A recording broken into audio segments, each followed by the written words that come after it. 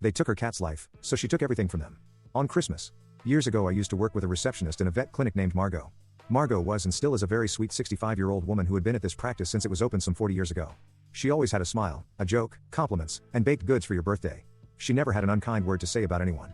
She was seriously one of the coolest people I had ever worked with, and she basically knew everyone from our regular clients to our mailman's granddaughter. The only bad thing about Margot, and this was not her fault, was that she and her family lived next to one of the trashiest, nastiest families I had ever met that had two even nastier pit bulls. I'm talking nastier than poop that had been hoarded by dung beetles for years.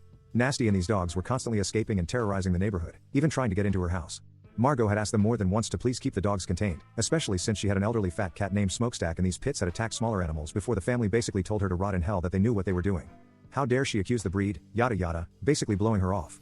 Margot knew there had been reports filed against her neighbors, but nothing had ever been done about it really. So she made sure to keep Smokestack in the house to keep him safe and was very careful not to let him out. If you have been paying attention up until this point, you'll notice I'm using the word was and had regarding old Smokestack, and it was as awful as you think. 3 weeks before Christmas, Margot had the day off and was in the garage with Smokestack fiddling with some Christmas decorations.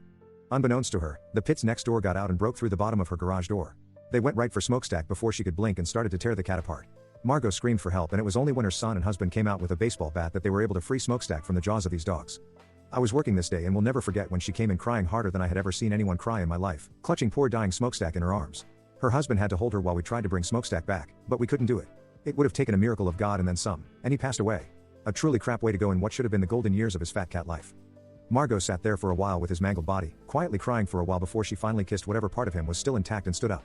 She told us all, "I've got a job to do, take care of him girls," and then left.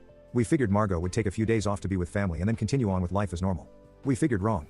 Now when I say Margot knew everyone, I mean everyone. Right after she left the hospital, Margot gathered herself up and went to the police with pictures of poor Smokestack and told her story. The same police officer she had watched grow up over the last 20 years from rowdy middle schooler.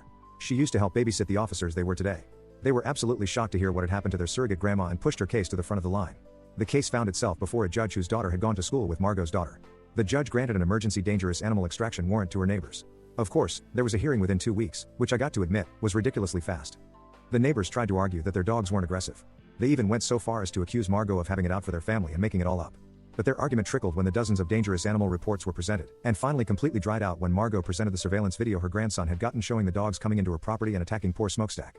The emergency extraction and humane destruction of her neighbor's dogs was granted. It was Christmas Eve when Margot heard a knock on her door.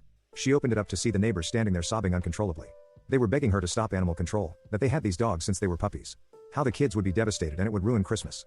And if she could find it in her heart to give the dogs another chance. Up until this moment, the neighbors had behaved abominably. They didn't offer to fix the garage.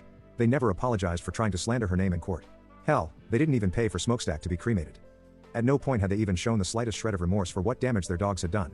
As the neighbors stood there blubbering and whimpering about how this was going to ruin their Christmas, Margot looked them straight in the eye and told them in her calmest voice, "You took away my family, so now I'm taking yours," and shut the door in their face just as animal control pulled up onto the driveway. Margot was not surprised as she watched the dogs get hauled into the truck and taken away. After all, it was her idea for animal control to take the dogs on Christmas Eve, a perk from having known the AC officer supervisor for years. Margot even made sure the dogs were euthanized before the outside Christmas lights turned on that night. The family never received the remains, nor did they ever get a chance to bring another animal into their family. As the father proceeded to intoxicated drive into a telephone pole that same night, unaliving him instantly, Mom went off the deep end. So CPS picked up the kids by February, and ultimately the house foreclosed in September. Despite how traumatic Smokestack's death was, I'd like to think that if the neighbors had shown at least some regret, Margot might not have gone as far as she did. She was. Is still the person to forgive and forget. Or maybe she ultimately knew it had to be done to push it to this point of no return before another family lost a member to these irresponsible neighbors. Either way, thank you Margot for making the world a little bit safer for the pets in the world, and rest in peace Smokestack. Hopefully, I'll see you on the other side with your favorite orange sock and a can of tuna.